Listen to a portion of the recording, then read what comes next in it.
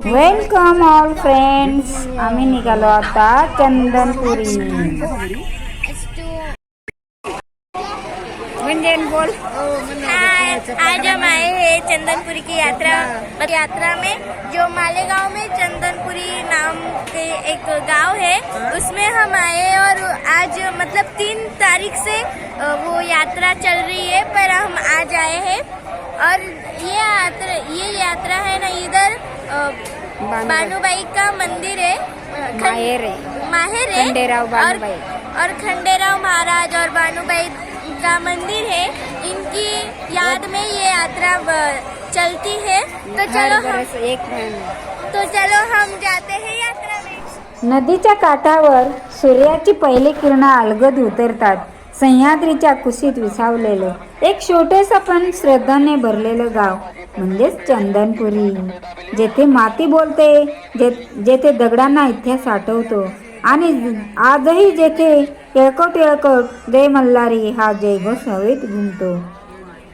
चंदनपुरी हे गाव मालेगाव तालुक्यात नाशिक जिल्ह्यात वसलेलं आज जरी शांत दिसत असलं तरी या गावचा श्वास खंडोबाच्या इतिहासाशी जोडलेला आहे. हे गाव म्हणजे शेतकरी, मेंढपाळ, वारकरी आणि यात्रेकरू यांचा संगम असा हा अनोखा गाव. दरवर्षी या गावाच्या यात्रेत काळात या शांत गावाचं रूप पालटतं. रस्ते भरतात, घरे उजळतात आणि भक्तीचा महासागर या गावात उसळतो.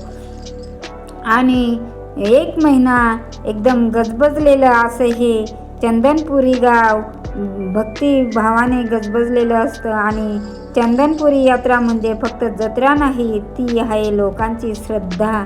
लहान मुलांपासून वृद्धांपर्यंत सगळे एका शाखेत सामील होतात. येळकोट जय मल्हारी आणि नवस, मान, कौल, ओटी भरणे, नारळ फोडणे, ढोल ताशांचा गजर आणि देवाच्या दर्शनासाठी लावलेली रांग. येथे प्रत्येक चेहऱ्यावर एक वेगळीच शांती दिसते आणि एक जिवंत अनुभव आहे. आणि लोकांचं येथे खूप श्रद्धा आहे आणि देव नवसाला पावतो असं लोकांची धारणा आहे आणि त्यांचा विश्वास आहे. खंडोबा म्हणजे फक्त देव नव्हे, तो आहे शौर्याचा प्रतीक. मल्हारी, मार्तंड, भैरव, शिवरायांचा अवतार मानला जाणारा हा देव सामान्य माणसांच्या मनात घर करून आहे. शेतकऱ्यांचा देव, मेंढपाळांचा रक्षक आणि संकटात धावून येणारा लोकांचा राजा हा आहे खंडोबा. खंडोबाच्या जीवनात बानूचं स्थान वेगळं आहे. बानू म्हणजे निस्सीम भक्ती, निरागस प्रेम आणि अखंड विश्वास. लोककथानुसार बानूने खंडोबाला फक्त देव म्हणून नाही तर जीवनाचा आधार मानलं.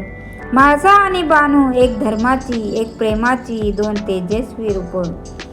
आता आपण येतो चंदनपुरीच्या सर्वात थरारक कथेकडे.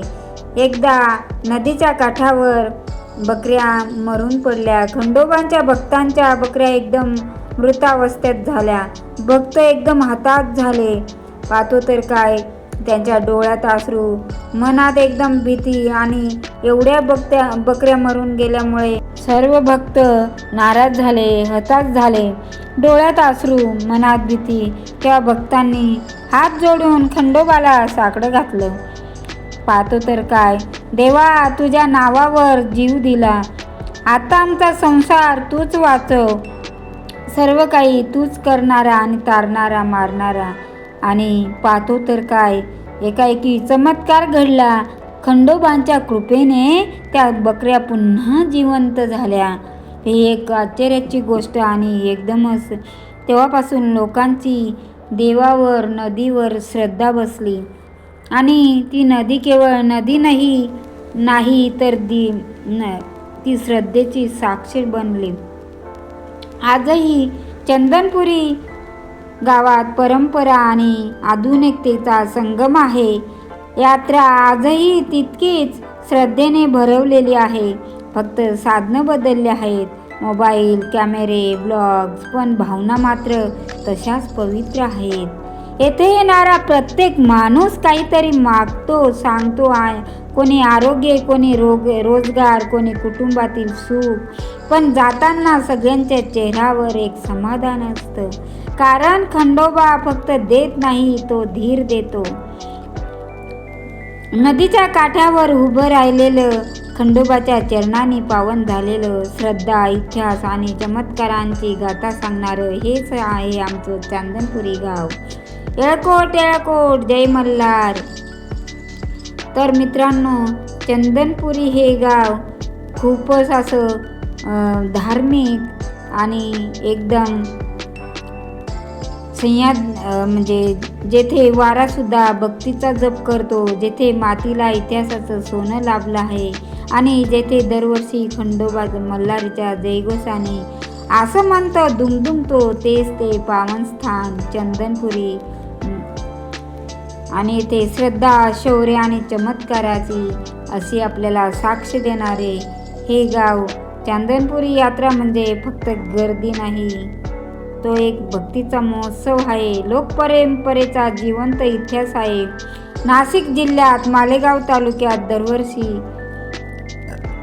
हजारो भाविक या यात्रेत येतात लांबचा प्रवास करून, कारण येथे लोकांची श्रद्धा आहे. सांगितल्याप्रमाणे देव नवसाला पावतो, संकटातून तारतो. खंडोबा आजही जागा आहे अशी श्रद्धा लोकांची आहे. आणि बानू खंडोबा यांचं प्रेम, पराक्रम आणि धर्माची गाथा आहे या पुण्यनगरीत, या पुण्यभूमीत. लोककथांनुसार म्हाचा आणि बानू खंडोबांच्या जीवनातील श्रद्धा आणि प्रेमाच्या दोन धारा आहेत. निस्सीम भक्ती, निष्कलंक प्रेम आणि खंडोबांवर अखंड विश्वास ठेवणारे खंडोबा मल्हारी केवळ देव नव्हता, तो होता न्यायाचा, धर्माचा आणि लोकांचा राजा.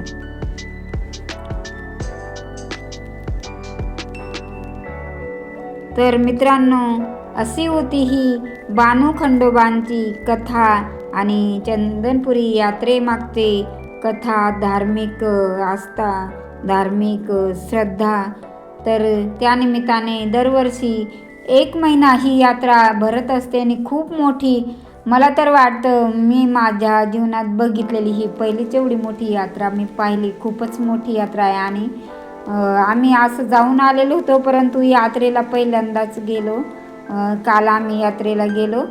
तर 3 तारखेपासून ही यात्रा भरलेली आहे, परंतु अजूनही खूपच गर्दी, लाईन म्हणजे दर्शनासाठी एवढी मोठी रांग लागलेली होती. तर आमचे लहान बाळ बरोबर असल्यामुळे आम्ही निम्म रस्त्यात गेलो. आणि मित्रांनो, व्हिडिओ आवडला असेल तर लाईक करा, सबस्क्राईब करा आणि पुन्हा असेच नवनवीन व्हिडिओ बघण्यासाठी चॅनलला सबस्क्राईब करा. पुन्हा भेटू अशाच एका नवीन मोटिवेशनल आणि भावपूर्ण व्हिडिओमध्ये. तोपर्यंत बाय बाय.